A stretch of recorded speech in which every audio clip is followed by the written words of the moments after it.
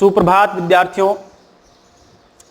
तो हमने पिछली क्लास में अध्ययन किया था संधियों के नाम के बारे में, वर्ण के बारे में कि वर्ण की उत्पत्ति कहाँ से हुई, फिर वर्णों को जोड़ने की प्रक्रिया को नाम हमने संधि दिया, जिसे विद्यार्थियों संहिता भी कहा जाता है।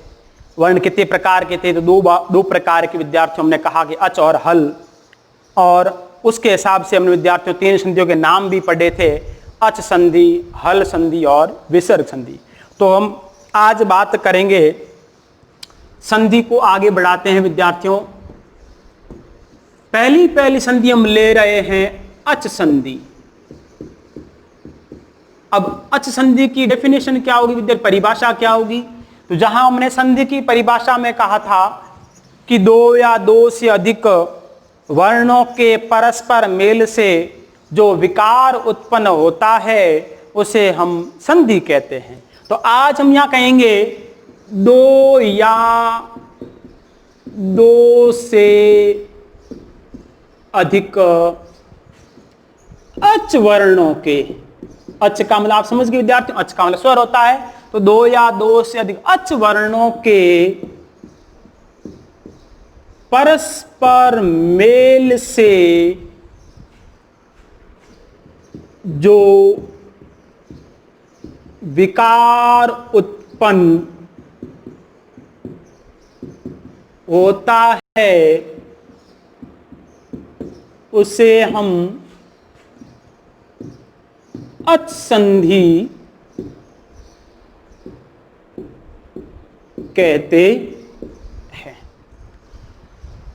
क्या कहा? 2 या 2 से अधिक अच वर्णों के परस्पर मेल से। अच वर्ण का मतलब मैंने आपसे विद्यार्थियों कहा था कि अच का मतलब स्वर होता है, यानी ये कह सकते हैं कि 2 स्वरों के परस्पर मेल से जो विकार उत्पन्न होता है, विकार का अर्थ होता है बदलाव या परिवर्तन उत्पन्न होता है, उसे हम अच संधि कहते हैं। तो ये विद्यार्थी डेफिनेशन आप संधि में, संधि की परिभाषा में और अच संधि की परिभाषा में कोई खास फर्क नहीं है। संधि में हम प्रयोग करते हैं विद्यार्थियों वर्णों का, क्योंकि अच भी हो सकता है वो वर्ण, वो विद्यार्थियों हल भी हो सकता है, लेकिन अच संधि की पर्टिकुलरली बात करेंगे तो विद्यार्थी यहां पर जो है हम 2 या 2 से अधिक अच वर्णों के परस्पर मेल से जो विकार उत्पन्न होता है उसे हम अच संधि कहते हैं। अब बात करते हैं अच संधि कितने प्रकार की होती है। तो विद्यार्थी सुनिएगा, अच संधि मुख्यतः 8 प्रकार की होती है। अब आप सोच रहे होंगे यार एक संधि 8 प्रकार की, तो 3 संधियां कितने प्रकार की हो जाएगी? होगी भैया, वो तो है, हमारे सिलेबस में सारी नहीं है, जो हमारे पाठ्यक्रम में उन्हीं का अध्ययन करेंगे। तो नाम तो सबका पता होना जरूरी विद्यार्थी। तो पहली संधि में लिख लेता हूं विद्यार्थियों आपके इसमें दीर्घ संधि, जिसे विद्यार्थियों सवर्ण संधि भी कहा जाता है। नंबर 2 गुण संधि, नंबर 3 वृद्धि संधि, नंबर 4 अयादि संधि, नंबर 5 यण संधि। अगली विद्यार्थियों पूर्व रूप संधि, और विद्यार्थियों नेक्स्ट जो है वो है पर रूप संधि। और अंतिम में बात करना चाहूं विद्यार्थियों तो प्रकृति भाव संधि। अब इनमें से हमारे पाठ्यक्रम में कौन कौन सी है? तो प्यारे विद्यार्थियों, वैसे माध्यमिक शिक्षा बोर्ड की ओर से जो जारी किया गया पाठ्यक्रम है, सिलेबस दिया हुआ है, उसमें तो भैया ये 5 संधियां कह दीजिएगा ही मेंशन की हुई है। लेकिन पिछले 2 सालों से हम देख रहे हैं ये दीर्घ और गुण सिलेबस में नहीं होते हुए भी गुण संधि के हर साल, बोले तो पिछली साल लास्ट ईयर और बिफोर लास्ट ईयर दोनों साल विद्यार्थियों इसमें से एग्जाम्पल पूछ लिया गया है। तो इसलिए हम इसको दरकिनार नहीं कर सकते, हमें इनका भी अध्ययन करना पड़ेगा। प्रकृति भाव का मैंने आज दिन तक कोई एग्जाम्पल नहीं देखा है। पिछले 10 सालों में मैंने इसके बारे में कोई एग्जाम्पल नहीं देखा प्रकृति भाव का आया हुआ विद्यार्थियों। तो गुण का तो आ ही रहा है, दीर्घ पहले सिलेबस में हुआ करती थी, उसमें तो उसके आते ही थे। अब 2 साल से दीर्घ नहीं होने के कारण दीर्घ का उदाहरण मैंने नहीं देखा, पर अध्ययन विद्यार्थी में करना अति आवश्यक है कि हम चैलेंज नहीं कर सकते कि भाई दीर्घ का उदाहरण नहीं आएगा। जिस प्रकार से गुण का 2 साल पहले कंटिन्यू पूछा जा रहा है, तो हो सकता है इस बार विद्यार्थी दीर्घ का भी पूछ ले। तो हमें ये बेसिक विद्यार्थियों जानकारी होना जरूरी है। तो हम सबसे पहले अध्ययन करेंगे आपके विद्यार्थियों दीर्घ संधि का, फिर आगे स्टेप बाय स्टेप आगे बढ़ते जाएंगे। तो अब बात आती विद्यार्थियों दीर्घ संधि की। तो मैं नीचे के विद्यार्थी जो नाम संधियों के है वो रफ कर देता हूं मैं, और दीर्घ संधि के बारे में जानकारी लेते हैं।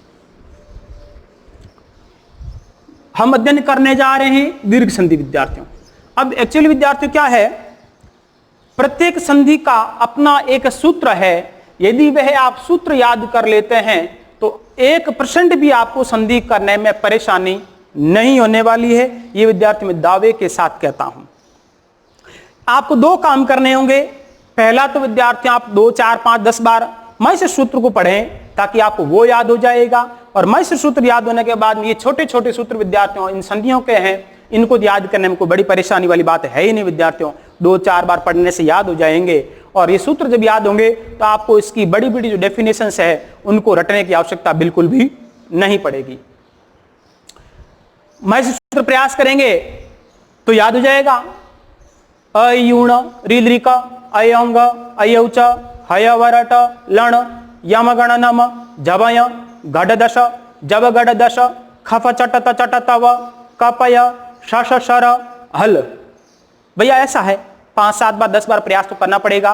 2-4 बार लिखने की कोशिश करें विद्यार्थियों तो निश्चित याद हो जाएगा। इसमें कोई नहीं ऐसा भी याद होने वाला नहीं है। मैंने देखा है 7वीं और 8वीं क्लास के बच्चे भी मुझे दूसरे या तीसरे दिन याद करके सुना देते थे विद्यार्थियों। तो निश्चित ही उनको याद हो सकता। तो आपके 10वीं क्लास विद्यार्थी आपको कोई परेशानी नहीं है, याद 101% हो जाएगा विद्यार्थियों। अब इसका सूत्र क्या है विद्यार्थियों, दीर्घ संधि का जो सूत्र है वो देखिए।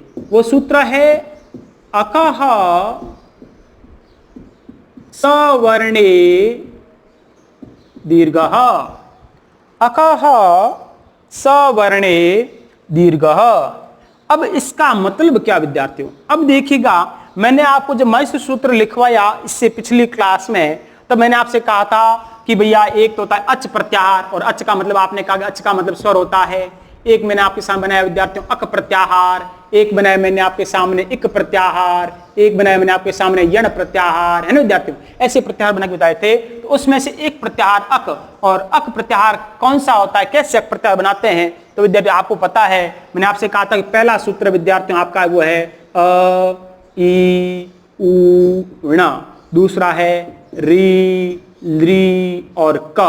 तो हमको अक में अ और क चाहिए, तो अ ये पढ़ा और क ये पढ़ा। अब हमें इससे आगे बढ़ने की आवश्यकता नहीं है। अ और क के बीच के वर्ण विद्यार्थियों अक प्रत्याहार में गिने जाएंगे, माने जाएंगे। तो अक प्रत्याहार ये हो गया आपके सामने अक प्रत्याहार। अब अक प्रत्याहार में कौन कौन से वर्ण आ गए, अ आया, ई आई, उ है ना, री और ली। कितने वर्ण हो गए, 1 2 3 4 5। विद्यार्थियों आपको जानकारी होगी, नहीं बता देता हूं मैं। मैसेज सूत्र में विद्यार्थी जो है इन ह्रस्व वर्णों को ही शामिल किया गया है। दीर्घ वर्ण ऐसा समझिए उनके पीछे विद्यार्थी छिपे हुए हैं। यानी अ बोले तो अ और आ दोनों, ई बोले तो छोटी ई बड़ी ई दोनों, उ बोले तो छोटा उ बड़ा उ दोनों, री बोले तो विद्यार्थियों छोटी री बड़ी री दोनों, और ली विद्यार्थियों अपने आप में एक ही होता है, और जो विद्यार्थियों ह्रस्व के अंदर ही गिना जाता है। री अपने आप में दीर्घ होता नहीं है। तो विद्यार्थियों यदि मूल स्वर कहेंगे तब तो ये 5 ही हुए, 1 2 3 4 5 ही हुए विद्यार्थियों। और कुल यदि विद्यार्थियों इन स्वरों की बात करें तो 5 और 4 विद्यार्थी 9 हो गए, है ना विद्यार्थियों। ये हो गए ह्रस्व स्वर,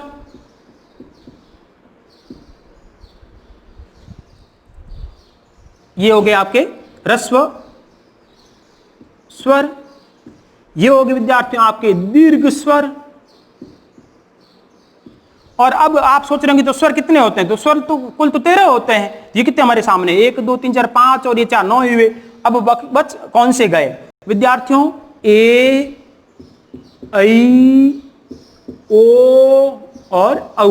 अब ये 4 4 8 और 5 13 वर्ण हो गए, तो कुल ये 13 विद्यार्थी स्वर होते हैं। आपने सुना होगा कि 11 ही होते हैं, तो भैया हिंदी में वो 11 होते हैं, संस्कृत में 13 होते हैं। तो हिंदी में 11 होते हैं, इसका मतलब 2 संस्कृत वाले कौन से हैं जो संस्कृत में होते हैं, हिंदी में नहीं होते हैं। तो विद्यार्थियों हिंदी में री एक ही होता है, री बड़ा नहीं होता है, दीर्घ री नहीं होता है, तो एक तो ये कम हो जाएगा हिंदी में। और दूसरा विद्यार्थियों हिंदी में री को स्वर नहीं माना गया है, तो 2 ये कम हो जाएंगे, अब शेष बच जाएंगे विद्यार्थी 11। तो हिंदी में स्वर हो गए विद्यार्थियों 11, और मैं यहां लिख लेता हूं हिंदी में स्वर कितने होते हैं, हिंदी में स्वर 11, जबकि विद्यार्थियों संस्कृत में 13। ठीक है, अब हम बात करेंगे, हमें बात सिर्फ फिलहाल अक प्रत्याहार ही करनी है। तो अक प्रत्याहार विद्यार्थी ये 5 वर्ण जो है वो आगे, और 5 और 4 विद्यार्थी इन जो बड़े हैं दीर्घ वर्ण हैं इनको भी विद्यार्थियों साथ में गिना जाएगा। इन वर्णों को संयुक्त वर्ण कहते हैं। आपकी जानकारी के लिए बता दूं मैं, इन वर्णों को संयुक्त स्वर कहा जाता है। तो अब हम फिलहाल में इन 9 वर्णों की बात करूंगा विद्यार्थियों। अब ये क्या कहता है सुनिए, ये कहता है, सूत्र समझने की बात है विद्यार्थियों, कि आपको जब पता विद्यार्थियों संधि जब करते हैं तो 2 वर्णों को मिलाते हैं, तो ये प्लस का सिंबल और ये विद्यार्थियों एक वर्ण इधर होगा एक वर्ण इधर होगा, यानी 2 शब्द भी होंगे तो प्रथम पद का अंतिम वर्ण और विद्यार्थियों दूसरे पद का पहला वर्ण, इनके बीच में मिलन होगा, जुड़ाव इनके बीच में होगा। अब इसके इस तरफ क्या पड़ा है उससे हमें कोई मतलब नहीं है, और प्रथम वर्ण के बाद में कितने वर्ण पड़े हैं, क्या क्या पड़े उनसे हमको मतलब नहीं है। हमारे को विद्यार्थियों सिर्फ प्रथम पद का अंतिम वर्ण और दूसरे पद का पहला वर्ण, इनको जोड़ने की प्रक्रिया को ध्यान में देना है। तो क्या कहता है, ये कहता है कि प्रथम पद के अंत में अर्थात यहां पर कोई अक प्रत्याहार का वर्ण आवे, अक बोले तो विद्यार्थियों ई अ ई उ री ली, या विद्यार्थी मैंने 9 को शामिल करूं तो अ आ ई उ री और ली, इन विद्यार्थियों 9 वर्णों में से कोई वर्ण आवे, कहां पर, प्रथम पद के अंत में। ठीक है, फिर कहता है द्वितीय पद के प्रारंभ में क्या होना चाहिए, सवर्ण होना चाहिए। सवर्ण का मतलब विद्यार्थियों समान वर्ण, सवर्ण का मतलब समान वर्ण, अर्थात इसका मतलब ये हो गया कि प्रथम पद के अंत में भी कोई अक प्रत्याहार का वर्ण होना चाहिए और द्वितीय पद के प्रारंभ में भी कोई अक प्रत्याहार का समान वर्ण होना चाहिए। यहां मेरा समान से मतलब है विद्यार्थियों, यदि प्रथम पद के अंत में अ या फिर आ आता है, ये दोनों भाई समझ लीजिए विद्यार्थियों, तो सामने भी अ या आ ही होना चाहिए, है ना, तो समान है। यानी इधर अ या आ में से कोई हो जाए, इधर विद्यार्थी मान लो छोटी या बड़ी आ गया, तो है तो दोनों अक प्रत्याहार के वर्ण, लेकिन क्या नहीं है, सवर्ण नहीं है। और जब तक सवर्ण नहीं होगा विद्यार्थी आपके वहां दीर्घ संधि नहीं हो पाएगी। तो सवर्ण होना जरूरी है, समान वर्ण होना जरूरी है। तो अ या आ के सामने अ या आ आवे, इधर विद्यार्थी में कहूं छोटी ई या बड़ी हो, तो इधर विद्यार्थियों छोटी ई या फिर विद्यार्थियों आपके बड़ी होना चाहिए। इधर छोटा ऊ या विद्यार्थियों बड़ा ऊ हो, तो इधर भी विद्यार्थियों छोटा ऊ या विद्यार्थियों बड़ा ऊ होना चाहिए। इधर विद्यार्थियों छोटी री या बड़ी री हो, तो विद्यार्थी यहां पर भी विद्यार्थियों सामने जो है वो छोटी री या बड़ी री होनी चाहिए। और इधर विद्यार्थी ली हो, तो सामने भी विद्यार्थियों ली होना चाहिए। ठीक है, ये कंडीशन मान लो मैच खा जाती है, तो क्या करना है, तो कि प्रथम पद के अंत में अक प्रत्याहार का वर्ण आवे, द्वितीय पद के प्रारंभ में अक प्रत्याहार का कोई समान वर्ण आवे, तो उन दोनों के स्थान पर एक दीर्घ आदेश होता है, अर्थात विद्यार्थियों एक बड़ा वर्ण बना लिया जाता है। अब देखिए कैसे विद्यार्थियों, मेरे कहने का मतलब है कि अ या आ के सामने अ या आ जावे, तो दोनों के स्थान पर एक दीर्घ स्वर कैसे करेंगे विद्यार्थियों, अ का दीर्घ होता है आ, और आ का दीर्घ भी आ ही माना जाएगा। उधर आ अपने आप में दीर्घ है, 2 है भाई अ और आ, जिसमें से अ छोटा और आ बड़ा, तो अ का तो बड़ा दीर्घ आ हो जाएगा, आ का दीर्घ विद्यार्थी ई होने वाला नहीं है। ऐसा नहीं हम कंटिन्यू जैसे वर्णमाला में अ आ ई पढ़ते तो अ का बड़ा आन और आ का बड़ा ई, ऐसे नहीं करना विद्यार्थियों। ये वर्ण इस प्रकार से होंगे, तो अ का बड़ा आ हो जाएगा, है ना। तो अब मेरे कहने का मतलब है कि अ के सामने अ आवे तो आ बनेगा, अ के सामने आ आवे तो भी आ बनेगा, ठीक है। तीसरी बात, आ के सामने अ आवे तो भी आ बनेगा और आ के सामने आ आवे तो भी आ बनेगा। तो कुल कितने प्रकार के होंगे देखिए, जैसे अ प्लस अ बराबर आ, अ प्लस आ बराबर आ प्लस अ बराबर आ, और विद्यार्थियों आ प्लस आ बराबर आ। तो ये विद्यार्थियों हो गया दीर्घ करने का तरीका, है ना। इस प्रकार से आपको करना है। तो मैं वापिस विद्यार्थी इसको रफ करके दोबारा लिख करके आपको एग्जाम्पल सहित बताता हूं, तो सुनिएगा।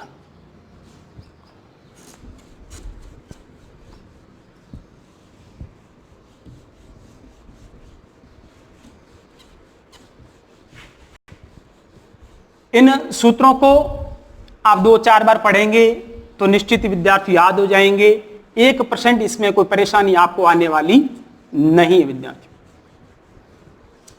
देखिएगा, हम जैसे दीर्घ संधि पढ़ रहे हैं, आपको बात मैंने समझा दी है,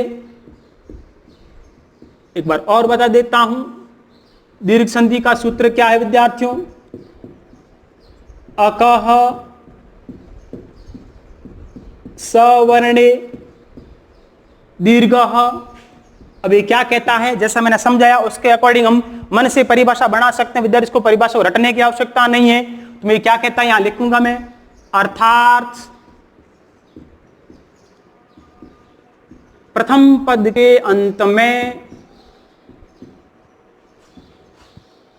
प्रथम पद के अंत में अक प्रत्याहार। अब अक प्रत्याहार में कौन कौन से वर्ण है?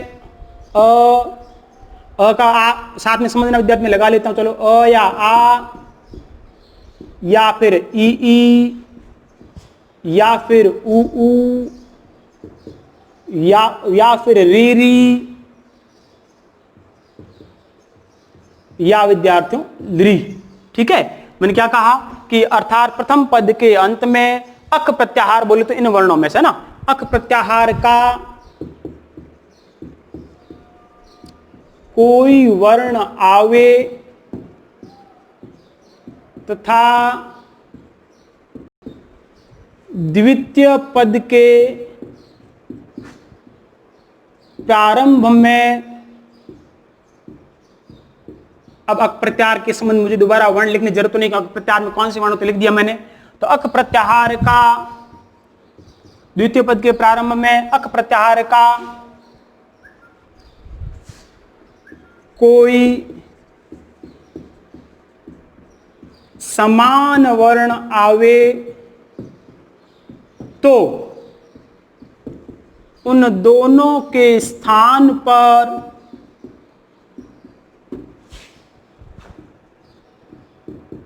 एक दीर्घ आदेश होता है। एक दीर्घ आदेश होता है, अर्थात वहां विद्यार्थी में एक बड़ा वर्ण बना देना है। अब जैसे कि आप समझ गए होंगे विद्यार्थियों, अ या आ के सामने अ या आ आवे तो दोनों के स्थान पर आपको करना है विद्यार्थियों आ, ये पहली कंडीशन। दूसरी विद्यार्थियों, छोटी ई या बड़ी ई के सामने छोटी ई या बड़ी ई आवे तो दोनों के स्थान पर मैं एक दीर्घ ई विद्यार्थियों कर देनी है। तीसरी कंडीशन विद्यार्थियों, छोटा ऊ या बड़ा ऊ के सामने छोटा ऊ या बड़ा ऊ आवे तो दोनों के स्थान पर एक दीर्घ आदेश बड़ा ऊ कर देना है। इसी प्रकार छोटी री या बड़ी री के सामने विद्यार्थियों वापिस छोटी री या बड़ी री आवे तो दोनों के स्थान पर एक दीर्घ विद्यार्थियों बोले री बोले तो बड़ी री यानी दीर्घ री कर दी जाती है। और एक बच गया विद्यार्थियों लृ, अर्थात लृ के सामने लृ आने पर विद्यार्थियों लृ ही रहता है, क्योंकि लृ अपने आप में एक वर्ण यानी स्वर ह्रस्व वर्ण ही होता है विद्यार्थियों, उसका दीर्घ रूप होता नहीं है। तो ये परिवर्तन करने विद्यार्थियों, तो यदि ये परिवर्तन में समझ में आ जाते हैं तो ये परिभाषा रटने की आवश्यकता नहीं है, क्योंकि जैसा हम यहाँ समझ रहे हैं वैसी हमने विद्यार्थी परिभाषा बनाई है। यानी प्रथम पद के अंत में इनमें से क्या होता है, जैसे मैं इसकी बात करूं तो प्रथम पद के अंत में इनमें से क्या होगा और द्वितीय पद के प्रारंभ में भी इनमें से क्या होगा, तो दोनों के स्थान पर विद्यार्थी यानी पूर्व पद का अंत वाला वर्ण भी मरेगा, द्वितीय पद के प्रारंभ वाला वर्ण भी मरेगा, दोनों की एक वर्ण विद्यार्थी दीर्घ बना दिया जाएगा। ये कंडीशंस आपके विद्यार्थी सारी सामने हैं। अब बात करते हैं विद्यार्थियों एग्जाम्पल की। तो एक पहला एग्जाम्पल विद्यार्थियों हम तीसरी क्लास से पढ़ते हुए आ रहे, बहुत सरल सिंपल उदाहरण ले लेते हैं विद्यार्थियों। जैसे हमने ले लिया हिमालय, तो इसका संधि विच्छेद विद्यार्थी होता है हिम प्लस आलय। अब कोई भी सोच रहे होंगे कि हिमालय का संधि विच्छेद हिम प्लस आलय ही क्यों किया गया, हिमा प्लस आलय क्यों नहीं किया गया। प्यारे विद्यार्थियों, हिम अपने आप में एक शब्द है, सार गर्भित सार युक्त शब्द है, हिमा कोई शब्द नहीं विद्यार्थियों, क्योंकि संधि की बात हम जैसे कर रहे हैं तो संधि वर्णों को जोड़ करके संधि बनाया गया है, न कि वर्णों को तोड़ करके संधि बनाया गया विद्यार्थियों। तो सबसे पहले काम वर्णों को जोड़ने का हुआ है, तोड़ने का नहीं हुआ। संधि युक्त पद पहले किए गए, संधि युक्त पद को विद्यार्थियों किया गया है। तो कौन कौन से पदों को जोड़ करके एक संधि युक्त पद बनाया गया विद्यार्थियों, तो वो है जो उसके आधार पर संधि होती है। तो हमें जो है यहां ये नहीं कह सकते कि हम मन मर्जी इसके दो टुकड़े हिमा प्लस आलय कर दें, नहीं भैया। हालांकि हिमा प्लस आलय करोगे तो पद वापिस हिमालय ही बनेगा, लेकिन वो सार गर्भित शब्द नहीं विद्यार्थियों। तो मूल जब हिमालय पद बनाया गया तो हिम और आलय को ही जोड़ा गया, इसलिए इसका संधि विद्यार्थी हिम प्लस आलय फिक्स रहेगा। हम मन मर्जी इसमें विद्यार्थियों तोड़ मरोड़ नहीं कर सकते। अब हिम प्लस आलय का संधि विद्यार्थी जो है हिमालय कैसे हुआ देखिएगा, क्या दीर्घ संधि इस पर लागू होती है या नहीं विद्यार्थियों। तो सुनिएगा, प्रथम पद के अंत में आप देख रहे हैं हिम, म में कौन सा वर्ण पड़ा है अ, तो यहां हमने अलग कर दिया, ये हो गया ही, ये हो गया म में से आपने अ को कर दिया अलग। इधर सामने रह गया आ ल य। अब विद्यार्थियों अ के सामने आ आया, अर्थात कौन सी कंडीशन, ये अ के सामने आ आया, हमको उसकी जगह विद्यार्थियों दीर्घ आ करना है। तो ये अ मरा, ये आ मरा, दोनों की जगह एक दीर्घ विद्यार्थी आपने आ कर दिया। शेष बच गया विद्यार्थियों इधर हिम और इधर रह गया विद्यार्थियों आपके लय। अब जोड़ेंगे तो ई का ई, म में आ जोड़ा मा और लय का लय, पद बन गया हिमालय। अब आपको एग्जाम में ऐसे नहीं करना है, एग्जाम में आपको संधि युक्त पद पूछा जावे तो संधि विच्छेद करके देना है और संधि का नाम आपको दीर्घ संधि लिखना है। हमने इतना बड़ा क्यों किया, सिर्फ समझने की दृष्टि से कि किस प्रकार से हिम और आलय को जोड़ने से हिमालय बनता है। सबसे पहले कैसे जोड़ा गया होगा इसको, तो विद्यार्थियों इस सूत्र के आधार पर इस प्रकार से जोड़ा गया और यह सूत्र लागू हो गया, यानी विद्यार्थी इसका नाम जो वो दीर्घ संधि दिया गया, यानी ये उदाहरण जो है वो दीर्घ संधि के अंतर्गत आता है। नंबर 2 विद्यार्थियों हम बात करें, जैसे मैं ले लेता हूं रविंद्र, तो इसका संधि विच्छेद विद्यार्थी फिक्स है रवि प्लस इंद्र। और यहां रवि में विद्यार्थी मात्रा हमेशा छोटी ही होती है, मन मर्जी से हम बड़ी नहीं कर सकते। यदि आपने बड़ी कर दी तो वो अशुद्ध शब्द हो जाएगा, हालांकि पद वापिस रविंद्र बन जाएगा, लेकिन विद्यार्थी जो सब मूल रूप से जब ये रविंद्र शब्द बनाया गया तो रवि में विद्यार्थी रवि और इंद्र को जोड़ के बनाया गया। अब इसको कैसे जोड़ें, तो टुकड़े करें विद्यार्थी, इधर रह गया रव, इधर रह गया छोटी ई, फिर सामने भी रह गया छोटी ई, फिर रह गया विद्यार्थी द्रह। अब आमने सामने कौन है, इधर छोटी ई, इधर छोटी ई, कौन सी कंडीशन लागू होती है, ये छोटी ई, ये छोटी ई, क्या बनाना उसकी जगह बड़ी ई, ये छोटा ई मरा, इधर छोटा ई मरा, बन गया विद्यार्थियों एक दीर्घ ई। इधर क्या रह गया र व आधा, इधर क्या रह गया न आधा और द्रह। अब जोड़ेंगे तो र का र, व में ई मिलाया विद्यार्थियों गया वी, न आधा और द्रह, पद बन गया विद्यार्थियों रविंद्र। अगला उदाहरण में विद्यार्थियों ले लेता हूं नंबर 3 उदाहरण विद्यार्थियों। तो देखिएगा 3 नंबर में उदाहरण की बात करूं तो ले लेते हैं जैसे ऊ का, तो भानुदय, भानुदय। तो संधि विच्छेद होगा विद्यार्थियों, भानु प्लस उदय, भानु प्लस उदय। अब इसको अलग करेंगे तो भा के तो कुछ बिगड़ा ही नहीं है, कुछ छेड़ना भी नहीं है। अंतिम विद्यार्थी वर्ण हमारे पास में जो है वो न के साथ ऊ मिला हुआ, तो न को कर दिया आपने अलग, निकाला इसमें से ऊ, सामने रह गया ऊ और दय का दय। अब लड़ाई किस किस के बीच में है विद्यार्थियों, दो छोटे भाइयों के बीच में, ये ऊ और ये ऊ। कौन सी कंडीशन लागू हो रही है, ये छोटे ऊ के सामने छोटा ऊ विद्यार्थियों। तो अब जो है ये छोटा ऊ और ये छोटा ऊ मिलकर के बन जाएगा विद्यार्थियों बड़ा ऊ। अब जोड़ेंगे तो आपके रह जाएगा विद्यार्थियों भा, इधर रह गया न आधा, इधर रह गया आपके दय। अब जोड़ेंगे तो जाएगा भा, न में ऊ मिलाया नू बड़ा, और ये हो गया विद्यार्थियों दय, पद बन गया भानुदय। यानी सिद्ध हो गया कि ये उदाहरण जो विद्यार्थियों निश्चित ही इस दीर्घ संधि का ही है। नेक्स्ट विद्यार्थियों उदाहरण की बात करें तो ले लीजिएगा चौथा उदाहरण विद्यार्थियों एक आप और, जैसे मातृणम या पितृणम, तो ये पितृणम, तो पितृ प्लस ऋणम। अब आप देखेंगे तो पितृ में पी त, ये छोटी री की मात्रा, और फिर विद्यार्थी ये री ण म, छोटी री के सामने छोटी री आएगा, बन जाएगा दीर्घ री। और अब वापिस जोड़ोगे विद्यार्थियों तो पद बनेगा पी, इस आधे त में बड़ी री मिलाया तो हो गया विद्यार्थी पितृ और ऋणम। यहां आप इसको इस प्रकार से भी लिख सकते हैं और ऐसे लिख सकते हो विद्यार्थी ये पितृणम। तो इसके साथ हमारी जो है वो दीर्घ संधि आज संपन्न होती है। अगली संधि का अध्ययन हम अगली क्लास में करेंगे विद्यार्थियों।